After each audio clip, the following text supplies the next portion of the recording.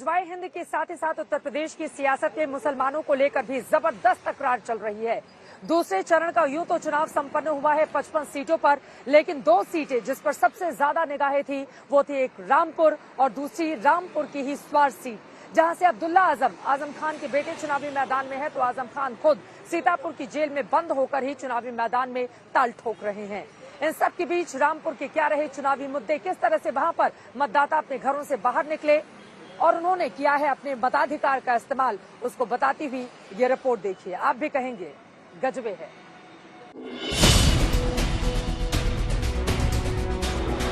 तो कम्युनल गीत पर सेकुलर संगीत का तड़का जो है वो टाइट फिश हुआ है। रामपुर की जनता आजम मुक्त रामपुर चाहती है और वो अब मन बना चुकी है। आवाम पब्लिक शायद पहले से ज्यादा उनका कॉपरेशन मिल रहा है, पहले से ज्यादा लोग जागरूक हैं, अपने मुद्दों के लिए जागरूक हैं।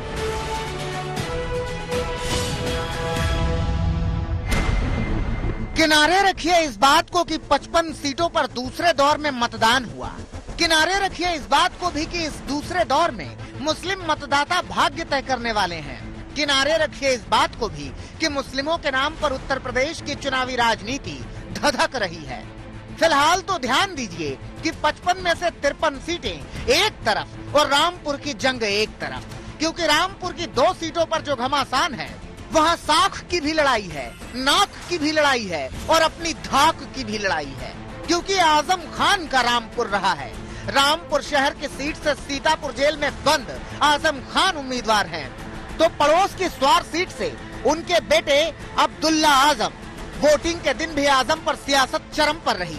अपनी सियासी कर्मभूमि रामपुर में केंद्रीय मंत्री मुख्तार अब्बास नकवी मतदाताओं की कतार में खड़े होकर पहले अपनी बारी का इंतजार किया, फिर वोट किया और वोट के बाद समाजवादी पार्टी पर सिंडिकेट वाली चोट किया।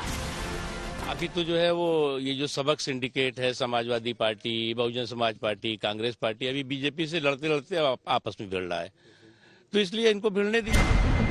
दरअसल आजम के खिलाफ कांग्रेस ने जहां नवाब परिवार के नवाब काजिम अली उर्फ नवेद मियां को उतारा है, तो वहीं बीजेपी ने आकाश सक्सेना को टिकट दिया है। सीतापुर जेल में बंद आजम खान के लिए अखिलेश यादव ने रोड शो किया था। आजम के बेटे अब्दुल्ला के लिए वो स्वार भी गए थे। आजम के खिलाफ चुनावी जंग लड़ रहे नवाब काजिम अली और बीजेपी दोनों ही हमलावर रहे। अपने अपराधों की, अपनी गुनाहों की वजह से पब्लिक पे कोई एहसान नहीं किया जेल जाके, ना किसी सरकार ने डाला है उन्हें।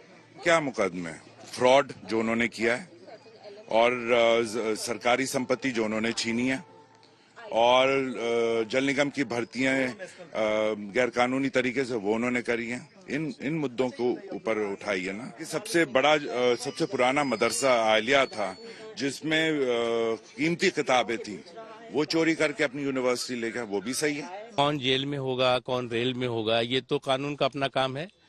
लेकिन यहाँ पर चाहे रामपुर हो चाहे पूरा उत्तर प्रदेश हो, एक चीज साफ दिखाई पड़ रही है कि ये जो 3B ब्रदरहुड है, बकैतों का था, बाहुबलियों का था, बलवाइयों का था, उसका बंटाधार है। आजम खान भले ही जेल में बंद हैं, मगर उनके बेटे अब्दुल्ला दावा कर रहे हैं कि रामपुर पर आजम खान का प्रभाव कम नहीं हुआ है। दोनों सीटों पर समाजवादी पार्टी अपनी फतह का परचम लहराएगी। मैं ये बात जानता हूँ कि आवाम पब्लिक शायद पहले से ज्यादा उनका कॉपरेशन मिल रहा है, पहले से ज्यादा लोग जागरूक हैं, अपने मुद्दों के लिए जागरूक हैं और जिस तरीके से वो इस लोकतंत्र के पर्व में हिस्सा ले रहे हैं वो जिसे हम कह सकते हैं कि एक रिमार्केबल चीज है। लोग अपना जवाब दे रहे हैं, वो जवाब 10 मार्च को अपना असर दिखाएगा। एक यूनिवर्सिटी बनाने वाला शख्स भैंस चोरी, बकरी चोरी के मुकदमों में 2 साल से जेल में है और 4 किसानों को अपनी गाड़ी से कुचल देने वाले लोग 4 महीने में ही बेल पर बाहर आ गए हैं। मैं ये जानता हूँ। अब्दुल्ला अकेले नहीं हैं जो आजम खान पर मुकदमों को लेकर बीजेपी सरकार पर हमलावर हैं, बल्कि अखिलेश यादव जब आजम के लिए रोड शो करने पहुंचे थे तब उन्होंने आजम के खिलाफ मुकदमों के लिए बीजेपी को जिम्मेदार ठहराया था। मगर योगी आदित्यनाथ का दावा है कि अखिलेश चाहते ही नहीं है कि आजम जेल से बाहर आए। कि आजम खान बाहर आए ये तो अखिलेश जी भी नहीं चाहते। ऐसा क्यों? क्योंकि अखिलेश जी की कुर्सी खतरे में पड़ जाएगी। तो स्वयं ही नहीं चाहते, उनसे पूछो ना ईमानदारी से क्या है। दूसरा, अखिलेश जी से पूछा जाना चाहिए कि ये जो मामले हैं, आजम खान के मामले हों या अन्य लोगों के मामले हैं, ये सब न्यायालय से जुड़े हुए मामले हैं। इनका राज्य सरकार से आज के दिन पे कोई लेना देना नहीं। ये एक मेहरबानी माननीय योगी जी से हाथ जोड़ के विनती है कि ये मेहरबानी आप ही कर दें, आप ही आजम साहब को बाहर कर दें। हम आपके कृतज्ञ होंगे, हम आपके एहसानमंद होंगे, आप आजम साहब को बाहर कर दें। अरे आप कैसी बात कर रहे हो? आजम साहब के ऊपर मुर्गी चोरी के मुकदमे लगाओगे, भैंस चोरी के मुकदमे लगाओगे? शर्म नहीं आती? राजनीति को क्या बना के रख दिया? आप नेताओं को अपराधी बनाने के ऊपर तुले हुए। उधर स्वार सीट की बात करें तो नवाब साहब जहां कांग्रेस से लड़ रहे हैं, वहीं उनके बेटे हमजा हैदर अली बीजेपी के सहयोगी अपना दल से स्वार सीट पर आजम के बेटे अब्दुल्ला को चुनौती दे रहे हैं। एक ही परिवार में पिता के कांग्रेस में और बेटे के बीजेपी के साथ होने पर पिता पुत्र की सफाई भी एक जैसी ही है।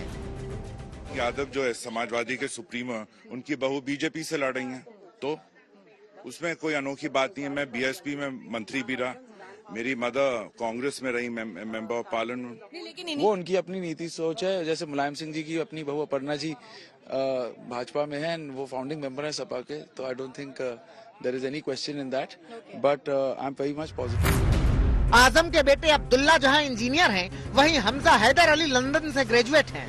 दोनों के बीच स्वार सीट पर कड़ी टक्कर है। टक्कर इसलिए भी है क्योंकि दोनों का दावा है कि मुस्लिम मतदाता उनके साथ हैं। मगर देखना ये होगा कि आजम खान का जो रौला रामपुर में रहा है वो कायम बचा भी है या नहीं। मिलन शर्मा के साथ कुमार अभिषेक, रामपुर, आज तक।